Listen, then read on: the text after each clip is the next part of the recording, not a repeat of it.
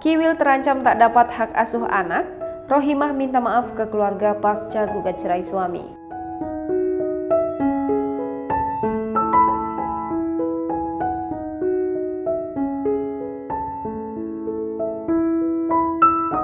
Kemelut rumah tangga yang dirasakan Rohimah usai Kiwil menikah untuk ketiga kalinya kini berujung ke pengadilan agama.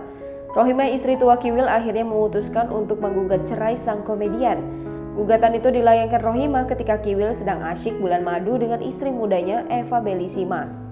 Dipantau dari akun Instagramnya, Rohimah menunjukkan bahwa sebenarnya perceraian ini tak mudah baginya. Hanya saja ia berharap bisa melewati masa perceraiannya ini dengan sabar dan kuat. Rohimah juga tampak berserah diri kepada Tuhan untuk yang terbaik bagi dirinya dan anak-anak.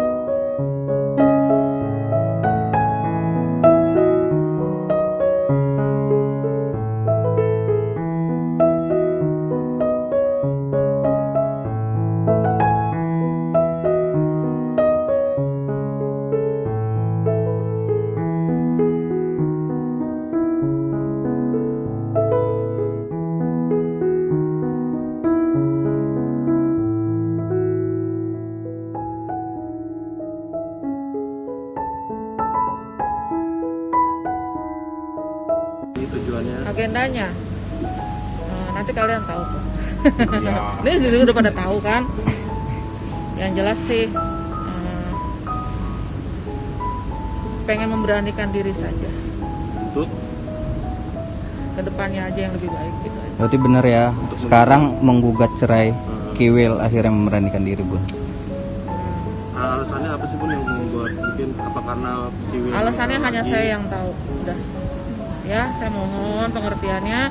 Yang jelas saya sudah kesini, alasan atau apapun yang tahu hanya saya. Itu aja. Saya juga minta maaf sama keluarga saya maupun keluarga suami, keluarganya Bang Kiwil. Mungkin nanti ini akan kaget buat mereka nonton atau bagaimana. Cuman ya doakan yang terbaik aja buat saya. Berarti sudah diterima gugatan sendiri, udah masuk ya, Bun ya? Sudah masuk. Tinggal nunggu panggilan aja. Tinggal nunggu panggilan ya.